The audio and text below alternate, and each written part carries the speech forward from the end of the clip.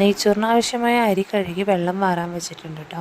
അതിനുശേഷം സവോള, ക്യാരറ്റ്, മല്ലിയില, പിന്നെ വേണ്ട സ്പൈസസ് എല്ലാം എടുത്ത് വെച്ചിട്ടുണ്ട്. പിന്നെ പോട്ട് ചൂടായ ശേഷം ആദ്യം കുറച്ച് ഡാൽഡ ഒഴിച്ചു കൊടുത്തു. പിന്നീട് ആവശ്യമായ പശുവിൻ്റെ നെയ്യ് അത് ചേർത്ത് കൊടുത്തു. ഈ നെയ്യിലോട്ട് നമ്മൾ എടുത്ത് വെച്ചിരിക്കുന്ന സ്പൈസസ് ആദ്യം തന്നെ ഇട്ടു. എന്നിട്ട് 2 മിനിറ്റ് നന്നായിട്ട് അതൊന്ന് യോജിപ്പിച്ച് കൊടുത്തു. പിന്നീട് അരിഞ്ഞ് വെച്ചിരിക്കുന്ന വെജിറ്റബിൾ ആഡ് ചെയ്ത് കൊടുത്തു. അതും നല്ല രീതിക്ക് 2 മിനിറ്റ് ഒന്ന് വഴുവാൻ വേണ്ടിയിട്ട് വെച്ചു. പിന്നീട് നമുക്ക് ആവശ്യമായ ഉപ്പ് അതിൻ്റെ അകത്തോട്ട് ചേർത്ത് കൊടുത്തു. നന്നായിട്ട് യോജിപ്പിച്ചിട്ട് കുറച്ച് നേരം കഴിഞ്ഞപ്പോൾ കഴുകി വെള്ളം പോയ അരി അതിൻ്റെ അകത്തോട്ട് ഇട്ടു. അതൊന്ന് റോസ്റ്റ് ചെയ്ത് 2 മിനിറ്റ് ഒന്ന് ഇളക്കി ഒന്ന് റോസ്റ്റ് ചെയ്തെടുക്കാമെന്നുള്ള രീതിക്ക്. യൂട്യൂബിൽ കണ്ട റെസിപ്പിയാണ് കേട്ടോ ഇത്. അന്ന് മുതൽ എനിക്ക് നെയ്ച്ചോറ് ഇങ്ങനെ വെക്കാനാണ് ഇഷ്ടം. പിന്നീട് 1 ഗ്ലാസ് അരിക്ക് 2 ഗ്ലാസ് വെള്ളം എന്ന രീതിക്ക് ആവശ്യമായ അരിക്കുള്ള വെള്ളം ചേർത്തു.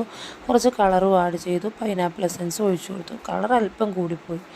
അതിനുശേഷം ചോറ് വെന്ത് വന്നിട്ടുണ്ട്. ലാസ്റ്റ് പണിയിലാണ് നെയ്യും മല്ലിയിലയും കൂടി ചേർത്തു. അപ്പോൾ ആദ്യമായിട്ട് കാണുന്നവരൊന്ന് സബ്സ്ക്രൈബ് ചെയ്യണേ.